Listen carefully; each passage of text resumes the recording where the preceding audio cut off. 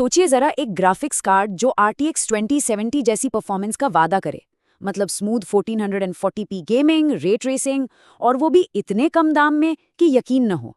कोई भी budget gamer ऐसी डील देखकर ललचा जाएगा। पर जब कोई डील इतनी अच्छी लगे कि सच ना लगे, तो एक सवाल जरूर उठता है, क्या इसमें कोई झोल है? चलो आज इसी का सच जानते हैं। देखिए, एक असली RTX 2070 की कीमत आज भी करीब $174 है। वहीं दूसरी तरफ ये रहस्यमयी कार्ड सिर्फ $125 में मिल रहा है। और कीमत का यही जो बड़ा फर्क है ना, यही इस डील को बजट गेमर्स के लिए इतना टेम्पटिंग बना देता है। तो सवाल सीधा सा है, क्या ये सच में कोई जबरदस्त डील है या फिर एक जाल है जिसमें फंसने से बचना चाहिए? चलो इसी सवाल का जवाब ढूंढते हैं। तो चलिए अब इस सो कॉल्ड RTX कार्ड की असलियत जानते हैं। सबसे पहली और सबसे ज़रूरी बात तो ये है कि ये कोई नॉर्मल गेमिंग GPU है ही नहीं। इसकी कहानी भाई पूरी तरह से अलग है। तो इस कार्ड का असली नाम है NVIDIA CMP40HX। साफ साफ बता दूं, ये कोई GeForce RTX कार्ड नहीं है, भले ही बेचने वाले कुछ भी कहें। ये बात गांठ बांध लीजिए। तो ये CMP आखिर है क्या भला? इसका पूरा नाम है क्रिप्टो करेंसी माइनिंग प्रोसेसर। और जैसा कि नाम से ही पता चल रहा है, एनवीडिया ने इन्हें गेमर्स के लिए बनाया ही नहीं था। इनका एक ही काम था और वो था प्रोफेशनल क्रिप्टो माइनिंग। अच्छा, अब ये कार्ड्स बाजार में आए कैसे? कहानी बड़ी मजेदार है। 2020-21 का टाइम याद है, जब क्रिप्टो बूम था। तब गेमिंग जीपीयूज की जबरदस्त किल्लत हो गई थी।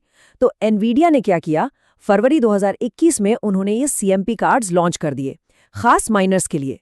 लेकिन फिर आया क्रिप्टो क्रैश और अचानक ये सारे कार्ड्स समझ लीजिए बेरोजगार हो गए और सेकंड हैंड मार्केट में कौड़ियों के भाव बिकने लगे। अब देखिए, क्योंकि ये कार्ड्स कभी गेमिंग के लिए बने ही नहीं थे, इनमें कुछ बड़ी दिक्कतें हैं जो किसी भी गेमर का सिरदर्द बन सकती हैं। पहली बात, इनमें कोई डिस्प्ले पोर्ट ही नहीं है, ना HDMI ना डिस्प्ले पोर्ट, मतलब आप अपना मॉनिटर सीधा इसमें लगा ही नहीं सकते। दूसरी बड़ी प्रॉब्लम, इनकी PCI बैंडविड्थ। ये X16 की जगह सिर्फ X4 पे काम करती है। इससे गेमिंग में डेटा ट्रांसफर स्लो हो सकता है। और हाँ, इनका फर्मवेयर वो भी माइनिंग के लिए बना है, गेमिंग के लिए नहीं। तो अब आते हैं असली मुद्दे पर। इस कार्ड को एक गेमिंग PC में चलाना कितना मुश्किल है। एक बात तो साफ है, ये कोई प्लग एंड प्ले वाला सीन नहीं है, बिल्कुल भी नहीं। इसे सेट करना भाई बच्चों का खेल तो बिल्कुल नहीं है। ये एक असली सिरदर्द है। पहला कदम, क्योंकि इसमें डिस्प्ले पोर्ट नहीं है, तो आपको डिस्प्ले के लिए एक दूसरा जीपीयू लगाना पड़ेगा। सोचिए। फिर इन कार्ड्स में पूरी बैंडविड्थ के लिए कई बार हार्डवेयर लेवल पर जुगाड़ किए जाते हैं, वो भी चेक करना पड़ता है। और तो और आपको अनऑफिशियल मॉडिफाइड ड्राइवर्स इंस्टॉल करने होंगे, क्योंकि ऑफिशियल एनवीडिया ड्राइवर्स तो इसे पहचानते तक नहीं। और इन सब के बाद इस पूरे मल्टी जीपीयू सेटअप को स्टेबल चलाना वो एक अलग ही कहानी है। और कहानी यहीं खत्म नहीं होती। जब इसे सेटअप करने की कोशिश की गई तो पता चला कि ये विंडोज 10 पर ठीक से चल ही नहीं रहा था। मतलब जीपीयू दिख तो रहा था, पर सिस्टम उसे यूज ही नहीं कर पा रहा था। थक हार कर जब विंडोज 11 इंस्टॉल किया, तब जाकर इसने काम करना शुरू किया, क्योंकि विंडोज 11 ऐसे मल्टी जीपीयू सेटअप को थोड़ा बेहतर तरीके से संभाल देता है। सोर्स में कहा भी गया है, और ये लाइन सब कुछ बयां कर देती है। इसमें घंटों सिर खपाने के बाद जाकर मुझे कुछ काम का मिला। इससे आप अंदाजा लगा सकते हैं कि इसे चलाना कितना बड़ा झंझट है। तो इतनी मेहनत, इतना सिर दर्द, क्या ये सब वर्थ है? क्या इसकी परफॉर्मेंस वाकई में इतनी अच्छी है? चलिए देखते हैं कि असल गेमिंग में ये कार्ड कैसा परफॉर्म करता है और इसके साथ क्या-क्या दिक्कतें आती हैं। लेकिन परफॉर्मेंस की बात करने से पहले कुछ फिजिकल प्रॉब्लम्स देख लेते हैं। पहली बात, जब ये फुल लोड पर चलता है तो बहुत ज्यादा शोर करता है, मतलब बहुत ही ज्यादा। दूसरी, इसका टेम्परेचर आराम से 70 डिग्री सेल्सियस के पार चला जाता है। और सबसे बड़ी दिक्कत, इसकी जो अनऑफिशियल ड्राइवर्स हैं, उनकी वजह से कई गेम्स के साथ कंपैटिबिलिटी इश्यूज आते रहते हैं। हाँ, तो अब आते हैं परफॉर्मेंस पर, और सच कहूं तो रिजल्ट्स आपको चौंका देंगे। काउंटर स्ट्राइक 2 में 1080p पर इस CMP40HX ने एक RTX 2060 सुपर को भी पीछे छोड़ दिया। ये करीब 140 FPS दे रहा था। सच में ये काफी इंप्रेसिव है। लेकिन जब साइबरपंक 2077 जैसा हैवी गेम चलाया, तो कहानी थोड़ी बदल गई। यहाँ एवरेज FPS तो लगभग RTX 2060 सुपर के बराबर ही था, पर जो गेम प्ले था वो स्टेबल नहीं था। फ्रेम पेसिंग में दिक्कतें आ रही थी, मतलब एक्सपीरियंस उतना स्मूथ नहीं था।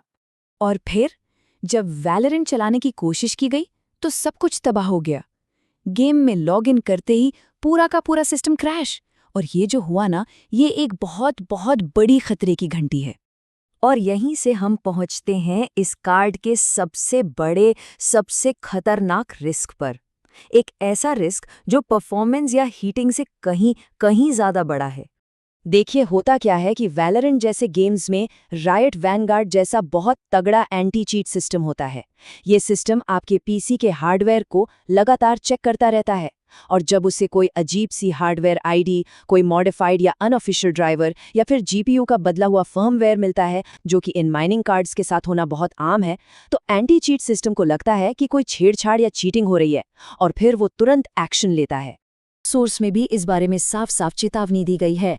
ऐसी भी अफवाहें हैं कि इससे आपका अकाउंट बैन हो सकता है, तो इसे अपना मेन गेमिंग कार्ड बनाने से पहले ये बात दिमाग में जरूर रखें। और जरा सोचिए, एक गेमर के लिए अपने अकाउंट से बैन हो जाने से बुरा और क्या हो सकता है। सालों की मेहनत, आपकी सारी स्किल्स, सारी प्रोग्रेस, सब एक झटके में खत्म। तो ये सब जानने के बाद फाइनल वर्डिक्ट क्या है? क्या ये बजट का कोई हीरा है या फिर गेमर्स के लिए बिछाया गया एक जाल? चलिए एक बार फटाफट से इसके फायदे और नुकसान देख लेते हैं। फायदा, कीमत बहुत कम है और 1080p पर परफॉर्मेंस भी अच्छी मिल जाती है। लेकिन नुकसान, लिस्ट बहुत लंबी है, सेटअप बहुत ही ज्यादा मुश्किल है, डिस्प्ले के लिए दूसरा जीपीयू चाहिए, अनऑफिशियल ड्राइवर्स पर निर्भर रहना पड़ता है, ये शोर बहुत करता है और गर्म भी होता है। और सबसे बड़ा रिस्क, आपका गेमिंग अकाउंट परमानेंटली बैन हो सकता है। तो आखिर में सवाल बस इतना सा है, कम कीमत में अच्छी परफॉर्मेंस तो है, लेकिन क्या इसके बदले में इतना बड़ा रिस्क लेना समझदारी है? इसका जवाब शायद हर गेमर को अपने लिए खुद ही देना होगा।